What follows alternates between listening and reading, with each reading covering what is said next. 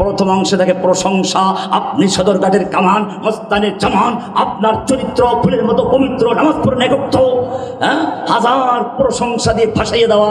মন্ত্রী মনে মনে কয়, বেটারা এত প্রশংসা করে ফুলানোর দরকার নেই, আগে বলো কোন দল করো, ভোট দাও কারে। ভোট না দিলে নেতার কোনো কিছু আছে দেওয়া? ওদের সবচেয়ে বড় ভোট চাওয়া, ভোট কাকে দাও এইটা মনে মনে ভাবে। এইবারে দ্বিতীয় প্যারায় লেখা থেকে, এই এলাকার মাটি আপনার ঘাঁটি, আপনাকে বিপুল ভোটে বিজয় করে আপনাকে সংসদে পাঠিয়েছি, আপনি এখন মন্ত্রী হয়েছেন। এখন মন্ত্রী বুঝলো, বুঝলাম এবারে আমার লোক, হাম তুমহারে হো গিয়া, এবার তোমরা আমার, আমি তোমাদের সম্পর্ক হয়ে গেছে। এবারে বলো দাবি দেওয়া কি? দাবি দেওয়া শুরু হয়ে গেছে। রাস্তা লাগবে, মসজিদ লাগবে, মাদ্রাসা লাগবে, স্কুল লাগবে, খেলার মাঠ লাগবে, লাগবে, দাবি দেওয়া শুরু হয়ে গেছে। ও মুসলমান, সারা জীবন সূরা ফাতিহা পড়ো।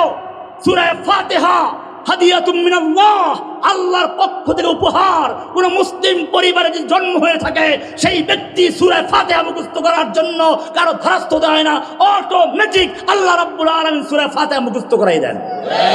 কারণ এই সূরার মধ্যে এই জিনিসগুলো আছে। কোরআন এটা এমন কোন কিতাব নয়, যুগে যুগে আল্লাহর দ্বীনকে ধ্বংস করেছে তিন শ্রেণীর লোকেরা, যোগ সাজস করে।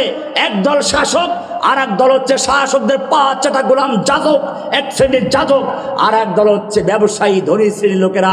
আমি বিস্তারিত আলোচনা এখন করবো না, আজকে জুমায় করেছি, নেটে আছে, দেখে নেবেন বিস্তারিত আলোচনা ওখানে, কিভাবে তারা যোগ সাজস করেছে। বাংলাদেশেও সেটা হয়েছিল। শাসকরা মনে করে এই দেশটা আমার বাপের দেশ, আমরা সৃষ্টি হয়েছি, এখানে কারো কোনো কিছু চলবে না। এই জন্য আবার মাঝে মধ্যে কিছু মুফতির ফতোয়া লাগে, সেজন্য কিছু মুফতি 1 লক্ষ মুফতির ফতোয়া দিয়ে তার পক্ষে সমর্থন দিল। কেউ তাকে জান্নাতের টিকিট দিল, আবার কেউ তাকে কওমি জননী খেতাব দিল। এই হচ্ছে দরবারি আলেমরা। আর 3 নম্বরে যখন এই দুই দল বিপদে পড়ে, তখন দৌড়ে আসে ব্যবসায়ীরা।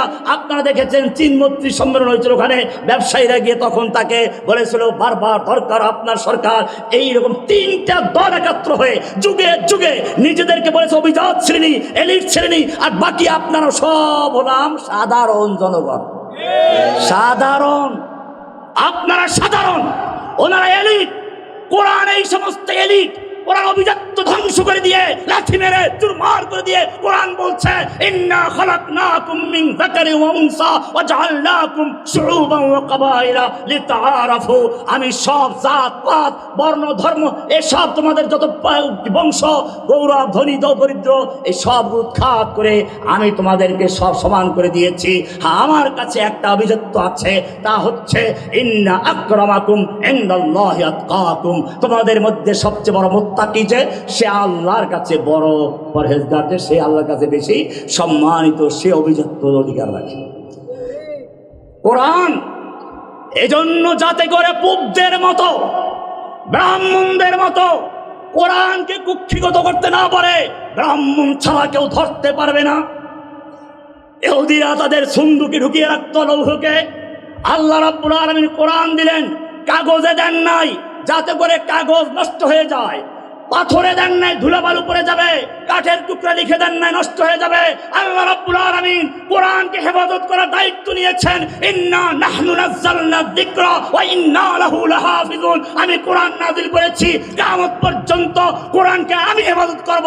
এটা কোনো কারো কুক্ষিগত সম্পদ নয়, ব্রাহ্মণদের নয়, পুরোহিতদের নয়, কোনো পীর বুজুর্গ যাতে করে এটাকে দখল করে নিতে না পারে, সেজন্য কোরআন সংরক্ষণের জন্য পাথর নয়, গাছ নয়, পাতা নয়, কাগজ নয়, আমি আমার বান্দাদের কলবকে হেফাজত করিয়েছি।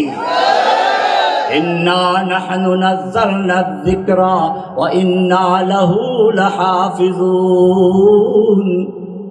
আমি কোরআন নিজে নাজিল করেছি, কিয়ামত পর্যন্ত কোরআন হেফাজত করার দায়িত্ব আমি আল্লাহ নিজে নিয়েছি। ইংরেজরা যখন এই দেশ দখল করেছিল, ওদের 5 গোলাম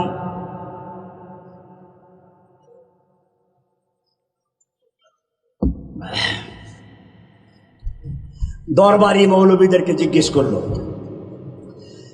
এখন যেমন 1 লক্ষ মুফতির ফতোয়া নিয়ে কিতাব লিখেছে, ওই সময় একজন মুফতি ছিল গোলাম আহমদ কাদিয়ানি, সেও কিতাব লিখেছিল। 1 লক্ষ মুফতি না, সে তো আরো বেশি লিখেছিল।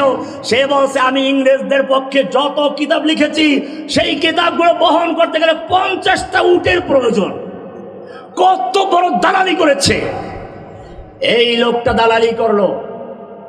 এরকম আরো অনেক দালাল ছিল, ইংরেজদেরকে পরামর্শ দিল তোমরা এদের দখল করেছ, কিন্তু যদি স্থায়ী ক্ষমতা দখল করতে চাও, যদি স্থির থাকতে চাও, তাহলে ভারতবর্ষের থেকে মুসলিমদের ধ্বংস করতে হবে।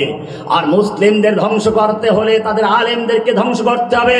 আলেমদেরকে ধ্বংস করার আগে কোরআন পুড়িয়ে ফেলতে হবে, মাদ্রাসা বন্ধ করতে হবে, মসজিদ বন্ধ করতে হবে। আপনারা জানেন তখন ভারতে প্রায় 80,000 মাদ্রাসা বন্ধ করে দেওয়া, পুড়িয়ে দেওয়া হয়। 3 লক্ষ কোরআনে কারিমকে দিল্লি শাহী মসজিদের সামনে একত্র করে পুড়িয়ে দেওয়া হয়। আর এমন আমাদেরকে জীবন্ত অবস্থায় ঘোড়ার ভিতর উটের শুকুরের চামড়ার ভিতরে ঢুকিয়ে উঠে ঘোড়ার পায়ের সঙ্গে বেঁধে দৌড়ানো হয়। ওলামায়ে কেরামদেরকে দিল্লির প্রত্যেকটা রাস্তার গাছে গাছের সঙ্গে ফাঁসি দিয়ে ঝুলিয়ে রাখা হয়, যাতে করে সবাই দেখে ভয় পেয়ে যায়। এইভাবে আলেম ওলামা নির্যাতন করা হলো, মাদ্রাসা বন্ধ করে দেওয়া হলো, মসজিদগুলোকে ঘোড়া রাস্তা বানানো হলো। এরপরেও ইংরেজ বিরোধী আন্দোলন বন্ধ হওয়া দূরের কথা, ভারতবর্ষ জুড়ে পুরো গোটা ভারতে ইংরেজ বিরোধী আন্দোলন দাবানলের মতো চলে উঠলো। তখন ইংরেজ সরকার আবার সেই দালালদেরকে ডেকে বলল, তোমাদের পরামর্শ অনুযায়ী মাদ্রাসা বন্ধ করেছি, মসজিদ বন্ধ করেছি, আলেমদেরকে হত্যা করেছি, মসজিদ কোরআনগুলো পুড়িয়ে দিয়েছি, বলো কেন এখন ইংরেজ বিরোধী আন্দোলন দাবানলের মতো জ্বলে উঠছে? কোত্থেকে আসছে এগুলো? কেন কোরআন ধ্বংস করা যাচ্ছে না? তখন এই নেমক হারামেরা নেমক হালাল করার জন্য ইংরেজদের সামনে কতগুলো মাদ্রাসার ছেলেদেরকে ধরে নিয়ে হাজির করে বলল, তোমরা যেই কোরআন পুড়িয়েছ ওটা কাগজের কোরআন পুড়িয়েছ, যেই মাদ্রাসা বন্ধ করেছ ইটের আর কাঠের মাদ্রাসা বন্ধ করেছ, কিন্তু জেনে রাখবে এই যে বাচ্চাগুলো দেখতে পাচ্ছ, প্রত্যেকটা বাচ্চার কলমের ভিতরে কোরআন সংরক্ষিত আছে, কিয়ামত পর্যন্ত কোরআনকে ধ্বংস করতে পারবে না। ইন্না নাহনু নাযালনা যিকরা ওয়া ইন্না লাহু লাহাফিজুন। হেফাজত করার মালিক কে? তোমাকে সূরা ফাতিহাটা সবাইকে আল্লাহ মুখস্থ করিয়ে দিয়েছেন। তুমি যদি মুসলিম ঘরে জন্ম হয়ে থাকো, তুমি পারলে বলো সূরা ফাতিহাটা কবে মুখস্থ করেছো? বলতে পারবে না। কারণ হচ্ছে এই সূরাটা আল্লাহ নিজ দায়িত্বে সবাইকে মুখস্থ করাইয়া দেন। জোরে বলুন সুবহানাল্লাহ। এই সূরার মধ্যে 3টা অংশ আছে। প্রথম 3টা আয়াত হচ্ছে আল্লাহর প্রশংসা, আলহামদুলিল্লাহি রাব্বিল আলামিন আর রহমানির রহিম মালিকি ইয়াউমিদ্দিন। এবারে তুমি আল্লাহর প্রশংসা করতে থাকলে আল্লাহ তোমাকে জানতে চান, ওই নেতাও যেমন জানতে চায় ভোট দাও কাকে। আল্লাহ রাব্বুল আলামিন তোমার কাছে জানতে চান তুমি আমার সাথে সম্পর্ক কি, বলো এত প্রশংসা করেছো, আমার সঙ্গে তোমার সম্পর্ক কি, তোমার সাথে আমার পরিচয়টাকে পরিচয় দেওয়া গে।